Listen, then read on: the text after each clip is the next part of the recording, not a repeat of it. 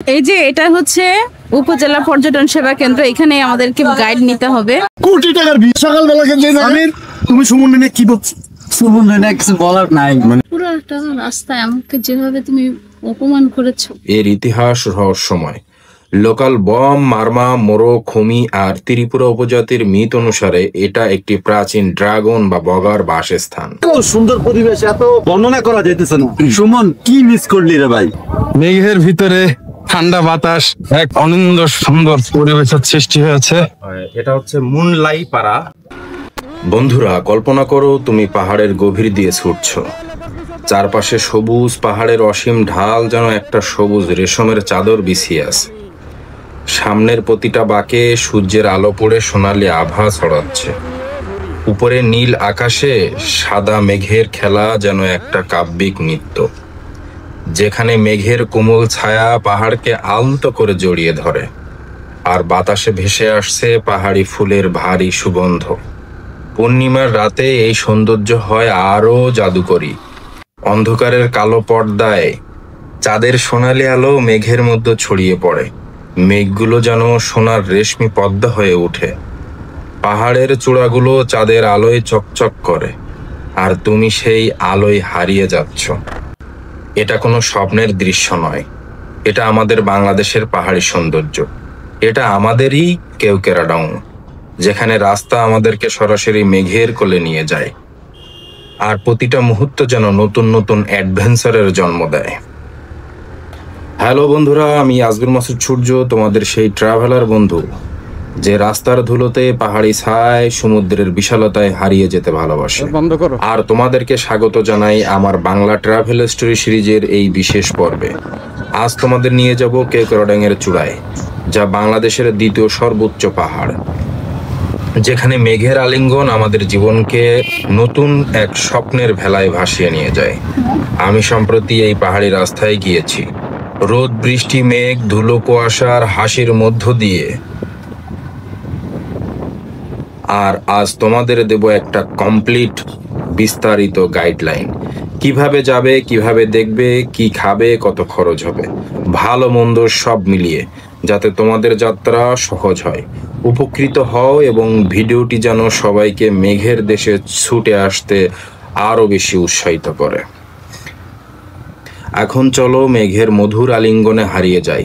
এই জার্নি তোমাদের হৃদয়কে ছুঁয়ে যাবে। পাহাড়ের গভীরে ঢুকতেই প্রথম আর্মির চেকপোস্ট। এখানে তোমার এনআইডি, পাসপোর্ট দেখিয়ে নাম এবং নাম্বার লিখে রেজিস্ট্রেশন করতে হবে, আর জনপ্রতি মাত্র 50 টাকা ফি দিয়ে এন্ট্রি পাস পাবে। এটা সম্পূর্ণ সিকিউরিটির জন্য, আর আমাদের ট্রিপে এটা মাত্র 5 মিনিটের কাজ। কর্মরত আর্মি ভাইয়েরা সুপার ফ্রেন্ডলি অ্যান্ড হেল্পফুল, কোনো ঝামেলা নেই, বরং তারা তোমাকে স্থানীয় টিপস দিয়ে দিবে। চাইলে এখান থেকে খাবারও খেয়ে নিতে পারো বা কিনে সাথে করে নিয়ে যেতে পারো। তারপর চেকপোস্ট পার করে আঁকাবাঁকা পাহাড়ি রাস্তায় আবার চলা শুরু করলাম, এবং মনে হলো আমি এক অ্যাডভেঞ্চারের দরজা দিয়ে প্রবেশ করছি। সামনের প্রতিটা বাঁকে পাহাড়ের সবুজ ঢাল আমাকে স্বাগত জানাচ্ছে, আর শরীরে মেঘের নরম ছোঁয়া লাগছে। এভাবে চলতে চলতেই রাস্তা দিয়ে পৌঁছাবো রুমা বাজার গাইড অফিসে, যেখানে এই চেকপোস্টের স্লিপ জমা দিয়ে একজন রেজিস্টার গাইড নিতে হবে। এটা সম্পূর্ণ ম্যান্ডেটরি, যাতে তোমার ট্রিপটি সেফলি হয়। গাইডের খরচ প্রতিদিন 800 টাকা, আর যদি এক রাত থাকো তাহলে 2 দিনের জন্য 1600 টাকা। সাথে থাকছে গাইডের থাকা এবং খাওয়ার খরচ 500 টাকা অথবা 300 বা 350 টাকা। যদি গাইডের যাতায়াতের মতো কোনো গাড়ি বা ভেহিকেল তোমাদের কাছে না থাকে, তাহলে গাইডকে মোটরসাইকেলে করে নিয়ে যেতে হবে। সেক্ষেত্রে আরও প্রায় 1800 টাকার মতো তোমাদেরকে গুনতে হবে। এই যে এটা হচ্ছে উপজেলা পর্যটন সেবা কেন্দ্র, এখানে আমাদেরকে গাইড নিতে হবে। এই যে এখানে বাইক, কোনো টুরিস্ট বাইক দেখলে এই জায়গায় আটকায় দিচ্ছে, আটকে এখানে আপনার অবশ্যই বাইক টুরিস্ট গাইড নিতে হবে। এই যে এখানে দাঁড়ায়, এই যে দেখেন এখানে সবগুলো বাইক, সব বাইকাররা কোনো একটা গাইডের জন্য ওয়েট করতেছে। যদি ডে লং এ যান তাহলে হচ্ছে 700-800 টাকা, আর যদি নাইট স্টে করেন তাহলে হচ্ছে 1600 টাকা। কিন্তু সেনাবাহিনীর ওইখানে চার্ট লেখা ছিল 700, আর ডেজ নাইট স্টে করলে হবে 1400, কিন্তু এখানে আবার ওরা 100 টাকা বাড়ায় দিচ্ছে। কালকে ফ্রাইডে, আজকে থার্সডে, এর জন্য মনে করেন এখানে অনেক বেশি বাইক, টুরিস্টও বেশি, এই জন্য। এই হচ্ছে বাজার, আর এই হচ্ছে মন্দির। একটা মন্দিরের নিচে আমরা সবাই দাঁড়ায় আছি। অফিসিয়াল ফর্মালিটি শেষ করে একজন গাইড নিয়ে রওনা দিলাম কেওক্রাডিং এর উদ্দেশ্যে। এই গাইড এখানে আমাদের লোকাল বন্ধু।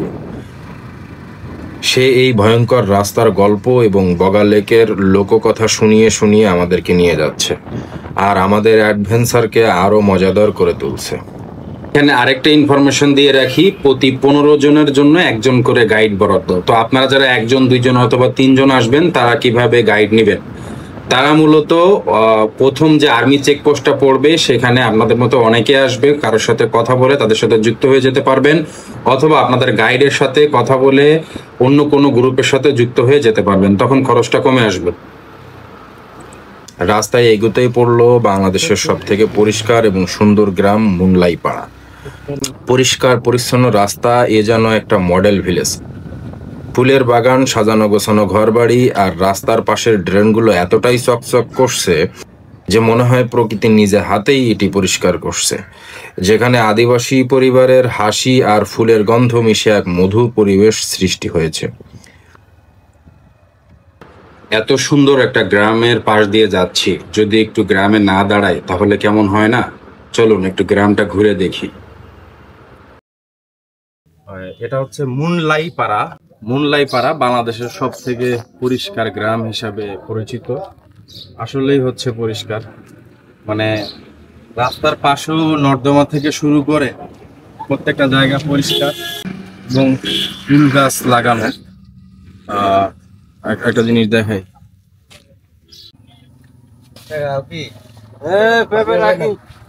এখানে একটা সুন্দর দোকান।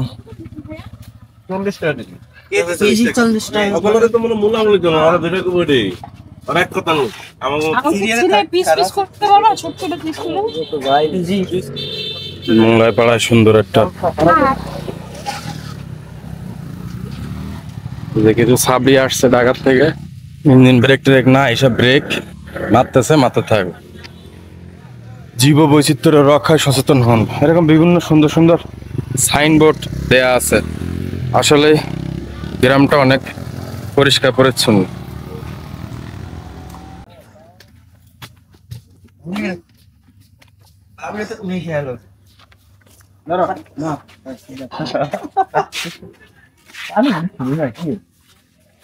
কি ভাই, ভাবিদের বাদ দিয়ে আপনারা খাইতেছেন?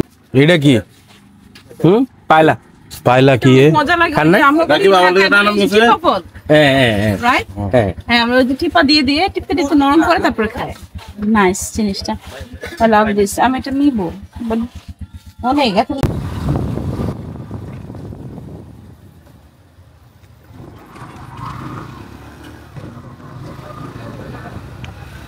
মুনলাই পাড়ার শেষের অংশে কিছুক্ষণ নামের একটি সুন্দর রেস্টুরেন্ট আছে, যেখানে বিভিন্ন রকম চা পাওয়া যায়, চাইলে লাঞ্চও করতে পারেন। পাহাড়ের ঠান্ডা বাতাসে বসে এই পরিবেশটা আরও বেশি মধুর লাগে, আর রেস্টুরেন্টের বাইরে বসে পাহাড়ের দৃশ্য উপভোগ করা যায়। এখানে থামলে মনে হয় একটি শান্তির দ্বীপে এসেছি। লোকাল ছোট বাচ্চাদের গল্প, খেলাধুলো, সাথে সুন্দর চা পরিবেশনা, যা সময়কে থামিয়ে দিতে চাই। মুনলাই পাড়া থেকে বেরিয়ে আমরা সামনের রাস্তার দিকে এগিয়ে চললাম। যত সামনের দিকে আগাচ্ছি, মেঘগুলোর তত কাছাকাছি চলে যাচ্ছি। এমন একটা অনুভূতি, এমন একটা ফিলিংস। এই সৌন্দর্যের কথা ক্যামেরাতে অতটা দেখা যাচ্ছে কিনা জানি না, তবে নিজের চোখে না দেখলে বিশ্বাস করার মতো না। একদম আকাশের কাছাকাছি, দুই পাশে পাহাড়, মাছ দিয়ে পিচ ঢালা রাস্তা, এক অভূতপূর্ব সৌন্দর্য। আমরা সবাই মিলে গ্রুপে এনজয় করতে করতে আশেপাশের সিনারিও দেখতে দেখতে সামনের দিকে এগিয়ে যাচ্ছিলাম। তবে একটু পরেই হয়তো আমাদেরকে ব্রেক নিতে হবে, কারণ রাস্তাগুলো অনেক খাড়া, এখানে ইঞ্জিন না ঠান্ডা করলে সামনে আগানো কঠিন হয়ে যায়।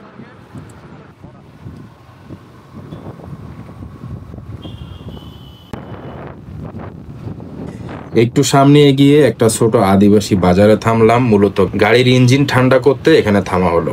সাথে আমাদের শরীরকে ঠান্ডার জন্য পাহাড়ি পেঁপে খেয়ে নিলাম এবং আদিবাসী মানুষের সাদামাটা জীবনযাত্রা উপভোগ করতে লাগলাম। আচ্ছা আচ্ছা আচ্ছা, তো এখানে আমরা দাঁড়ালাম, ব্রেক নিলাম কিসের জন্য?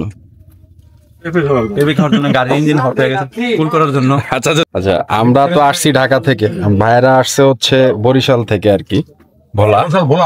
তো একসাথে আমরা আর্মি ক্যাম্প থেকে একসাথে হলাম, এখন একসাথে আমরা যাচ্ছি, কারণ গাইডের একটা ব্যাপার স্যাপার আছে, সো গ্রুপে যাওয়াই ভালো। তো রাস্তা তো দেখলেন, আর আমরা এখন একটা সুন্দর একটা পাড়ায় ব্রেক নিলাম, কমলা বাজার। আর আপনাদের আগে আপনারা ওটার সময় সবসময়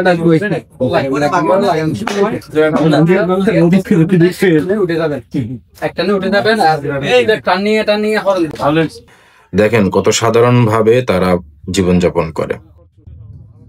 মাচানের উপরে ঘর, পাহাড়ি জুম চাষের বিভিন্ন ফল বা সবজি, ছোট্ট একটি চায়ের কেটলিতে চা গরম হচ্ছে, মা বাচ্চা পুরা পরিবার খেলাধুলো করতেছে।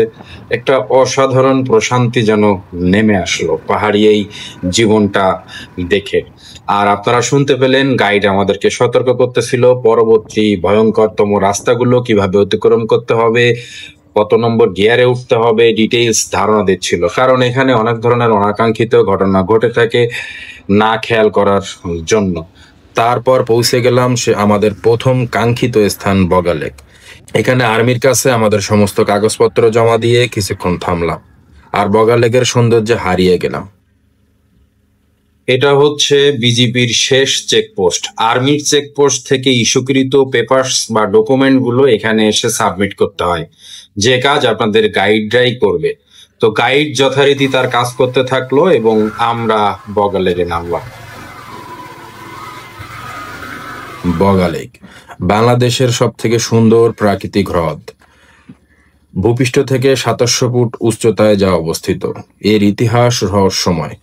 লোকাল বম, মারমা, মোরো, খুমি আর ত্রিপুরা উপজাতির মিথ অনুসারে এটা একটি প্রাচীন ড্রাগন বা বগার বাসস্থান, যার নামেই এই নামকরণ করা হয়েছে। কেউ বলে আগ্নেয়গিরির কার্যকলাপ থেকে গঠিত হয়েছে, কেউ বলে উল্কাপাতের ফলে এটি গঠিত হয়েছে।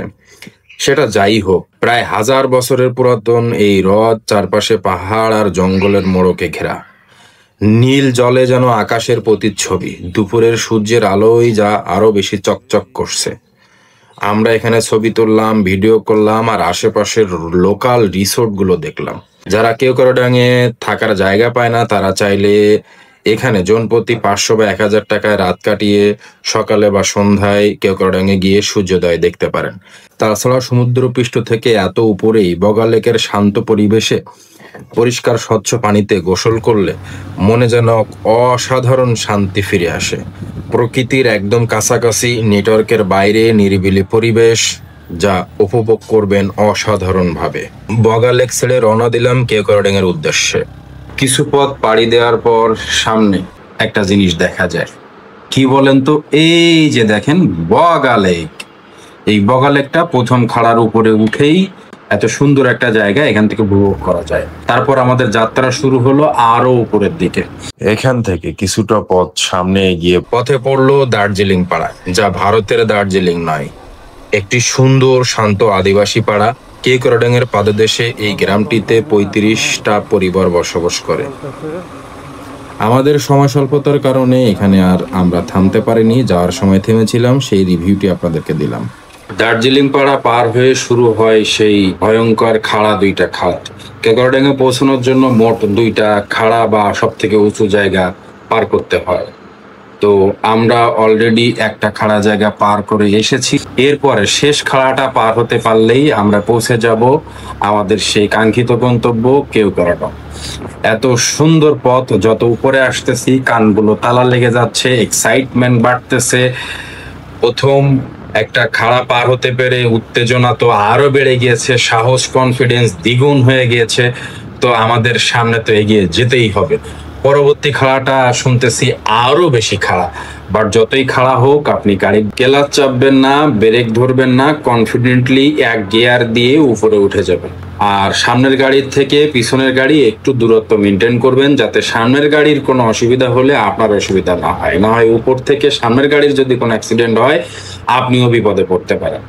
আমরা এখন সেই রাস্তা দিয়ে যাচ্ছি, দেখি আমাদের উঠতে কষ্ট হয় কিনা বা কোনো অ্যাক্সিডেন্ট বা দুর্ঘটনা ছাড়া চরম অ্যাডভেঞ্চার নিয়ে পাহাড়ে পৌঁছাইতে পারি কিনা। এই জায়গাটি দিয়ে যখন উঠতেছিলাম তখন মনে হচ্ছিল স্বর্গের দরজায় পৌঁছে যাচ্ছি। চরম উত্তেজনা নিয়ে সামনের দিকে এগিয়ে যাচ্ছিলাম। বাঘ ঘুরেই প্রথমেই দেখা দিল কেওক্রাডং এর চূড়ার সেই বিল্ডিং। এটা দেখার পরে থেকেই মনে হচ্ছিল যে বাংলাদেশের বর্তমানে দ্বিতীয় সর্বোচ্চ পাহাড় কেওক্রাডং জয় করে ফেলেছি ইনশাল্লাহ। আলহামদুলিল্লাহ, আল্লাহর কাছে লাখো কোটিবার শুকরিয়া যে এত সুন্দর একটা জায়গায় নিরাপদে মহান আল্লাহ তাআলা আমাদেরকে নিয়ে আসতে পেরেছেন। চরম উত্তেজনা, উদ্দীপনা, উৎসাহ, আনন্দ, এটা বলে বোঝানো কোনোভাবেই সম্ভব না।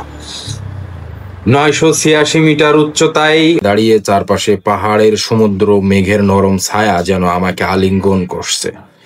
এই অনুভূতি বলে বোঝাতে পারবো না। পুরা মেঘের রাজ্যে সবাই এতক্ষণ এখানে আলো ছিল, হঠাৎ মনে করেন যে মেঘে হঠাৎ ছেয়ে গেছে, মেঘ উড়ে এক ঝাঁক মেঘ চলে আসছে। আসো, পুরা মেঘের রাজ্যে মেঘ এসে আমাদের ছেড়ে ফেললো।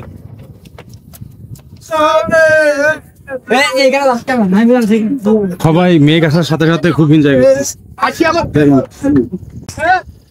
এই যে বাতাস হচ্ছে, হঠাৎ মেঘ আসার খুশিতে সবাই যেন আনন্দে আত্মহারা হয়ে গিয়েছে।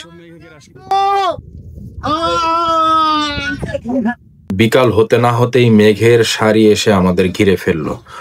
হঠাৎ সূর্যের উজ্জ্বল আলো নিভে অন্ধকারের মতো হয়ে গেল, কিন্তু এটা এক অভূতপূর্ব সৌন্দর্য। মেঘের নরম আলিঙ্গন যেন স্বর্গের কোলে, চারপাশে কুয়াশার পর্দা যা তোমাকে হারিয়ে ফেলছে, আর তুমি যেন মেঘের সাথে কথা বলছো। এটা সেই কেওক্রাডং। স্থানীয়ভাবে কথিত আছে, মারমা ভাষায় কেওক্রাডং নামের অর্থ হচ্ছে মেঘের দেবতার বাড়ি। নামটা শুনেই মনে হয়েছিল মেঘের সাথে একটা মধুর কথোপকথন শুরু হয়ে গেছে। মেঘের দেবতার বাড়ি, আর সত্যিই তো এখানে মেঘ যেন একটা নরম রেশমি চাদর যা পাহাড়ের সবুজ শরীরকে আলতো করে জড়িয়ে ধরেছে, আর আমি যেন সেই চাদরের মধ্যে হারিয়ে যাচ্ছি। কেওক্রাডং উচ্চতা 986 মিটার, ফুটে হিসাব করলে দাঁড়ায় 3226, যা বাংলাদেশের দ্বিতীয় সর্বোচ্চ পাহাড়। বিশাল এই ভূস্বর্গের বর্তমান মালিক হচ্ছে লালা মুনথং হোয়াং, যাকে সবাই লালা বম নামেই ডাকে।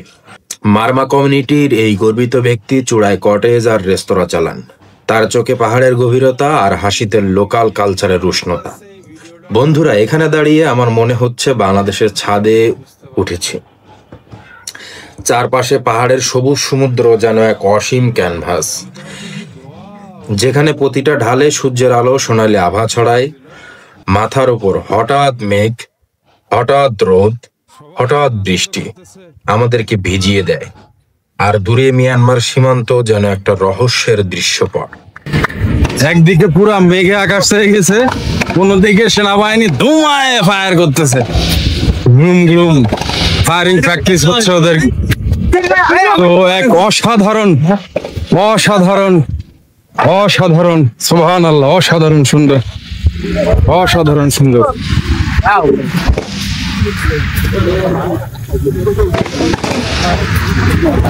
পুরা মেঘের ভিতরে ঠান্ডা বাতাস, এক অনিন্দ সুন্দর পরিবেশের সৃষ্টি হয়েছে।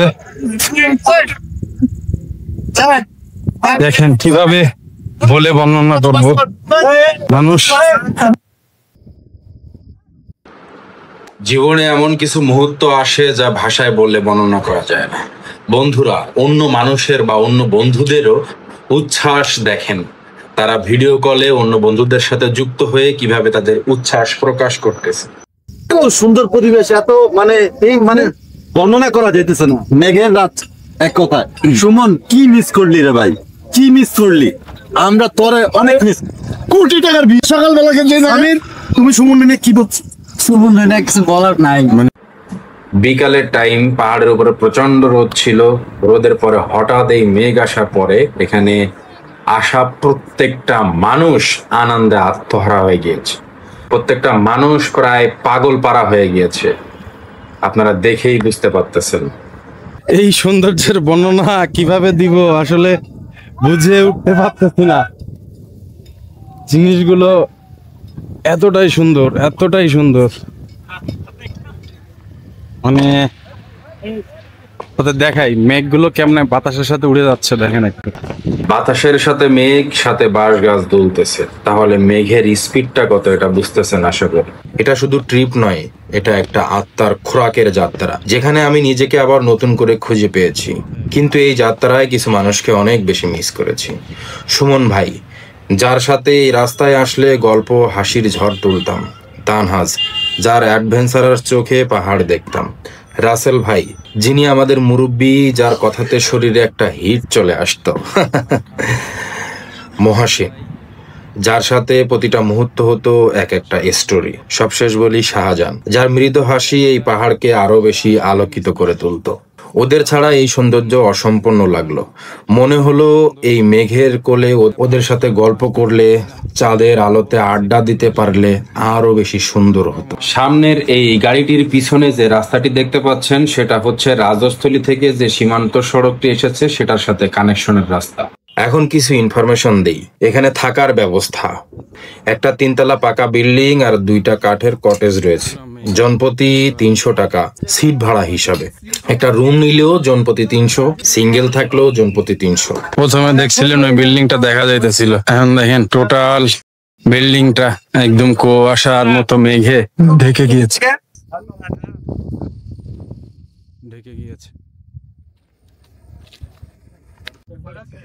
এরপর রাতের খাওয়া দাওয়ার পালা।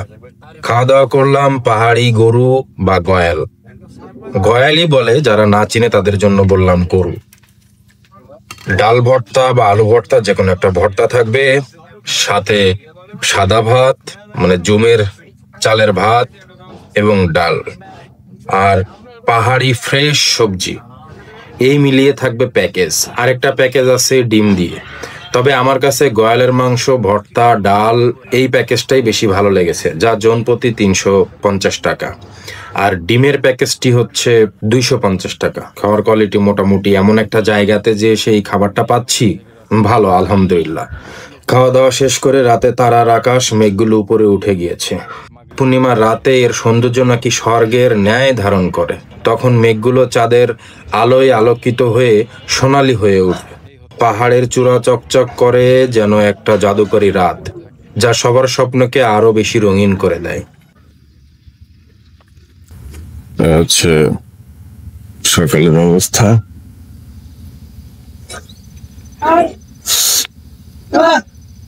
উপরে উঠতেছি সকালে।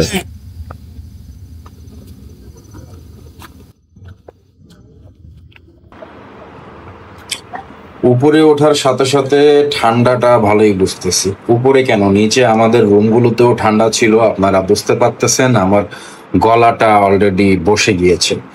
তো আপনারা যারা সামনে আসবেন বা শীতের মৌসুমে আসবেন, তাদের জন্য গাইডলাইন থাকবে, শীতের ভালো জামা কাপড় পোশাক নিয়ে আসবেন। এটা অনেক উপরে তো, যার কারণে ঠান্ডাটা বেশি। আর সম্পূর্ণ মেঘের ভিতরে এমনিই ঠান্ডা থাকে। সো মোটামুটি কম লোকজন হলেও সবাই হয়তো ঘুমিয়ে আছে। তারপরও যারা মেঘ দেখার জন্য উৎসুক, মোটামুটি সবাই উপরে চলে আসছে। তো অন্যদিন ডান পাশে বেশি মেঘ থাকে, আজকে ডান পাশের মেঘটা হয়তো আরেকটু রোদ উঠলে আসবে। আমরা বাম পাশের মেঘগুলো দেখতেছিলাম, সূর্য মেঘের ফাঁক দিয়ে উকি দিচ্ছিল। সকালে উঠে সূর্যের সোনালি আবহে হারিয়ে গেলাম। মেঘের মধ্যে সোনালি আলোয় সূর্য উঠেছে, নীল আকাশে সাদা মেঘের নাচ যেন একটা রহস্যময় সৌন্দর্য। আর পাহাড়ের ঢাল সোনায় মোড়া। মেঘের সৌন্দর্য এখানে অনন্য। দিনের বেলায়ও যেন কুয়াশার নরম পর্দা, যা তোমার মনকে শান্ত করে, নতুন স্বপ্ন দেখাবে। দেলোয়ার ভাই, এই পাকা বিল্ডিংটা কিসের? নিচের টিনের বিল্ডিং গুলো কিসের? কি কার কি? লালাবমের ওর জায়গা, এখানে পুরোটাই ওর? জি ও আচ্ছা আচ্ছা। রিসোর্ট আছে এখানে, হোটেল আছে, সবকিছু ওরই। বিল্ডিং, পাকা বিল্ডিং ওনার, জি এর নিচের হোটেল গুলো ওনার। এই কটেজ ওনার, এই দোকানটাও ওনার। আর এই ক্যাম্পটা তার সরকারি না ওনার? সরকারি, এটা হচ্ছে ওদের জায়গাতে করা, এটা সরকারি হিসেবে আর কি। আমাদের গাইডের সাথে কথা বলে বিস্তারিত তথ্য আপনাদেরকে দেওয়ার চেষ্টা করলাম। আর এটা হচ্ছে আমাদের কটেজ, যেটাতে আমরা রাত্রে ছিলাম, যার পিছনে সুন্দর একটি পাহাড়ের ভিউ আছে, যেটা আসলেই উপর থেকে খুবই ভালো লাগতেছিল। মনে হচ্ছিল ওখানে চলে যেতে পারলে খুব ভালো হতো। গাছগুলো একদম ছোট ছোট দেখাচ্ছে, নিচে হচ্ছে জুম চাষ। আর আমাদের রুমের বেলকনি থেকে এটার ভিউ দেখেন, মেঘগুলো দূর আকাশ থেকে উড়ে উড়ে আরো কাছের দিকে আসতেছে। যদিও আমরা দ্রুত চলে যাব, তাই আর বেশিক্ষণ থাকা হচ্ছে না। তারপরেও যতটুকু মেঘ দেখেছি মন ভরে গিয়েছে তাতে। এখন এখানে আসবেন কিভাবে? ঢাকা বা দেশের যে কোনো প্রান্ত থেকে আপনি সরাসরি প্রথম চলে আসবেন বান্দরবন শহরে। তারপর বান্দরবন শহর থেকে চান্দের গাড়ি ভাড়া করে সরাসরি চলে আসবেন রুমায়। রুমাতে এসে প্রথম আর্মি চেকপোস্ট পার হয়ে জনপ্রতি 50 টাকা এন্ট্রি ফি দিয়ে তারপর চান্দের গাড়ি নিয়ে চলে আসবেন রুমা বাজার। বাজারে এসে স্থানীয় ট্যুরিজম অফিস থেকে গাইড সংগ্রহ করে গাইডকে সাথে নিয়ে চলে আসবেন কেওক্রাডাং। কেওক্রাডাং এ সিট না পেলে বগালেকে থাকতে পারেন, এখানে খুব সুন্দর পরিবেশ। তবে কেওক্রাডাং এর রাতের দৃশ্য এবং সকালের দৃশ্য সব থেকে বেশি সুন্দর। তাই আমার সাজেশন থাকবে, চেষ্টা করবেন বুকিং দিয়ে হলেও আগে এসে কেওক্রাডাং এ থাকা।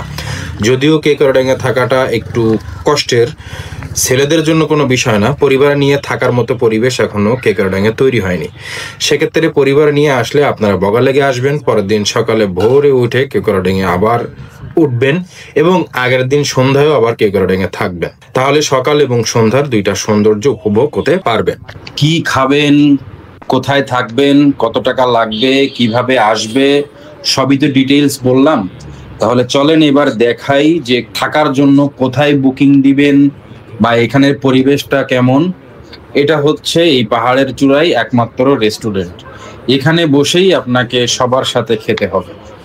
এখানে চা বা অন্যান্য জিনিসও পাবেন, সাথে পাহাড়ি বা আদিবাসীদের ঐতিহ্যগত কিছু ড্রেস আপ, জামা কাপড়, চাদর, শাড়ি ইত্যাদি পাবেন। এবং এখানে সব থেকে আইকনিক জিনিস হচ্ছে এই কাঠের নকশা করে গয়ালের মাথা তৈরি করা। আর ইনি হচ্ছে লালাবমের ছেলে, মাঝে মাঝে ওখানে তার ম্যানেজার বা লালাবম নিজে বসে। এখানেই মূলত বুকিং করতে হয়, খাবারের অর্ডার দিতে হয়, সবকিছু ওখানেই করতে হয়। আর এ সাইডটাতে রান্না বান্না হয় এখান থেকে বাইরে হয়ে। এবার আমরা যাচ্ছি যে কোথায় বাথরুম করবেন বা পরিষ্কার পরিচ্ছন্ন হবেন। সমস্ত পাহাড়ের যতগুলো কটেজ থাক না থাক, সবার বাথরুমগুলো এই সাইডে এসে আলাদাভাবে করতে হবে, সবার জন্য একই নিয়ম। এখানেই পানি রাখা আছে, এখানেই আপনাকে সকালবেলায় ব্রাশ বা ফ্রেশ হতে হবে।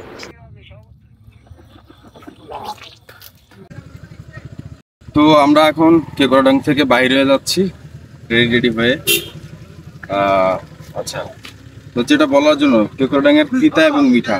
কেওক্রাডাং এর মিঠা দিক হচ্ছে সর্বোচ্চ অ্যাডভেঞ্চার পাবেন, সুন্দর একটা রাস্তা পাবেন। অ্যাডভেঞ্চার হলেই একটু এনজয় মজা হয়। মেঘ পাবেন অফ্রন্ট। আর খাওয়ার মান যাই দিছে, খাওয়ার মানটা ভালো। প্যাকেজ সিস্টেম, বাজেট ফ্রেন্ডলি একটা ট্যুর হবে। আর সৌন্দর্যের কথা তো বলে শেষ করা যায় না, কিন্তু এবার হচ্ছে তিতা দিক, যে কারণে বা যারা আসবেন না। প্রথমত এই মুহূর্তে কেওক্রাডাং এর যে অবস্থা, তাতে করে হচ্ছে ফ্যামিলি নিয়ে আসবেন। বা এটা হচ্ছে পুরুষ মানুষের জন্য, মানে যারা অ্যাডভেঞ্চার করে, বনে তাবু টাবু করে থাকে, মানে পাহাড়ে টাড়ে অ্যাডভেঞ্চার করার অভ্যাস আছে, টং ঘরে থাকা অভ্যাস আছে, বাথরুমে টাথরুমে কোনো সমস্যা নেই, থাকার জায়গা নিয়ে সমস্যা নাই, তারপর হাইজেনিক কোনো ব্যাপার স্যাপার নিয়ে সমস্যা নেই তাদের জন্য। কিন্তু ফ্যামিলি নিয়ে আসবেন, না আছে ভাই বাথরুমের জায়গা ভালো, না আছে ঘুমানোর জায়গা। ওখানে এটা ব্যাচেলার হোস্টেল টাইপ, কম্বল, লেপ, খেতা, আমার তোষক, ময়লা আবর্জনা দিয়ে খুবই বাজে অবস্থা। তো এবং হবে এই জায়গাটা রাজস্থলী দিয়ে যুক্ত হয়েছে, পিছনে সীমান্ত সড়কটা হইলে সাজেকের মতো যখন কটেজ রিসোর্ট গুলো সুন্দর হবে, তখন আপনারা এখানে এসে থাকতে পারবেন ফ্যামিলি নিয়ে। ফ্যামিলি নিয়ে বা মেয়ে মানুষ আমি এই মুহূর্তে আসার জন্য বা একটা জায়গায় আসলেন, ওইটুক থেকে একটু ঘুমায়, একটু বাথরুম করে, একটু খেয়ে যদি না শান্তি পান তাহলে তো সমস্যা। এই জন্য ছেলেরা মজা করতেছে, ছেলেদের জন্য ঠিক আছে, তুমি পারফেক্ট। আয়সা থাকার জায়গা থাক না থাক, মাঠে ঘাটে বিলে পাহাড়ের উপরে ঘুমাইতে পারবে। এখানে পুরা সিন্ডিকেটের একটা সিস্টেম, যার কারণে রুম যতই বুকিং দেন না কেন ভাই, সব রুমেরই একই অবস্থা। থাকার মেয়ে মানুষের থাকার কোনো পরিবেশ এখানে মোটামুটি নাই। আর ফ্যামিলি নিয়ে যদি আসেন, আয়সা দিনের বেলা দেখে দিনের বেলা চলে যাবেন, কিন্তু আসলে কেওক্রাডাং দিনের বেলা এবং দেখে দিনের বেলা চলে যাওয়ার জন্য না আসে। সো ওয়েট করেন, হাইপ উঠলেই আমরা যেমন সবাই দৌড় দেই, আমি আমার নিজের পার্সোনাল এবার এই লং ট্যুর অভিজ্ঞতা থেকে বলতেছি, আরো কিছুদিন পরে কেওক্রাডাং আরো কিছুদিন পরে আসেন ফ্যামিলি নিয়ে। ব্যাচেলারদের জন্য বিন্দাস, এটি কোনো সমস্যা নাই। আমরা যারা পাহাড়ে ঘুরছি আমাদের জন্য, কিন্তু ফ্যামিলি নিয়ে কেওক্রাডাং এই মুহূর্তে আসাটা ঠিক হবে না, মানিয়ে নিতে হবে বা কষ্ট হবে। যতই আপনারা ভাবেন ঢাকা থেকে বুকিং দিয়ে আসবেন, এই দিয়ে আসবেন, সেই দিয়ে আসবেন, ভাই বুকিং দিয়ে আসলে এখানে রুমই নাই, মানে রুমই তো সব একই, এখানে কি রুম দিবে? জুম ঘরের থেকে খারাপ অবস্থা। বিভিন্ন জায়গায় যে জুম ঘরগুলো হয়, তো জুম ঘরগুলো তো পরিষ্কার, জুম ঘরের মতো অবস্থা, জুম ঘরে দেখা যায়। যাই হোক, পথে আরো জিনিস দেখাবো, চলে। আচ্ছা, আমাদের গাইড দেলোয়ার, ও খুবই আন্তরিক একটা ছেলে। তো দেলোয়ার, তোমার নাম্বারটা বলো। 01612941786। আপনারা চাইলে ঢাকা বা দেশের বিভিন্ন স্থান থেকে এই কেওক্রাডাং আসার আগে দেলোয়ারের সাথে যোগাযোগ করতে পারেন। গাইড হিসাবে ও যথেষ্ট ভালো এবং আন্তরিক একটা ছেলে, আপনাদের অনেকভাবে হেল্প করতে পারবে। বন্ধুরা, এই ট্রিপটি শুধু তোমাদের জন্য নয়, তোমাদের প্রিয়জনদের সাথেও শেয়ার করো। এটা বন্ধুত্বের বন্ধনকে আরো মজবুত করবে, জীবনকে করবে আরো রঙিন। ফেসবুক পোস্টে লোকজন বলে কেওক্রাডাংয়ের শান্তি মন বদলে দেয়, আর আমি ফেরার পথে বুঝতেছি এই মেঘের গল্প, এই পাহাড়ের ডাক আমার সাথে চিরদিন থাকবে। একটা নতুন শক্তি, নতুন স্বপ্ন, নতুন অনুপ্রেরণা হয়ে, যে ডাকে আমি বারবার হয়তো এই পাহাড়ে ফিরে আসবো। বন্ধুরা, কেওক্রাডাং তোমাদের জন্য অপেক্ষা করছে। সৃষ্টিকর্তার অনিন্দ সুন্দর এই জায়গাটিতে ছুটে যাও, হারিয়ে যাও মেঘের কোলে, আর তোমার জীবনকে দাও এক নতুন অ্যাডভেঞ্চারের স্বাদ। যদি এই গাইড ভিডিওটি তোমাদেরকে উপকৃত করে, তাহলে আজমিন মাসুদ সূর্য পেজে লাইক দাও, শেয়ার করো তোমার বন্ধুদের সাথে, যাতে তারাও এই যাত্রায় যোগ দিতে পারে। আর সাবস্ক্রাইব করো, যাতে পরের বাংলা ট্রাভেল স্টোরিতে তোমাদেরকে নিয়ে যেতে পারি, হয়তো সাজেক বা নীলগিরি বা তোমাদের পছন্দ যে কোনো জায়গায়। কমেন্টে তোমাদের প্ল্যান বলো, কবে যাচ্ছ, কাকে নিয়ে যাচ্ছ, কিভাবে যাচ্ছ, আমি তোমাদেরকে টিপস দিব আর তোমাদের গল্প শুনবো। গ্লোবাল ফ্রেন্ডদেরকে শেয়ার করো, যাতে বিশ্ব বাংলাদেশের এই সৌন্দর্য সম্পর্কে জানে। ট্রাভেল সেফলি, তোমাদের যাত্রা সুন্দর হোক, তোমাদের স্মৃতি চিরকালীন হোক, আর এই ভিডিওটি তোমাদের অ্যাডভেঞ্চারের শুরু হোক। আসসালামু আলাইকুম।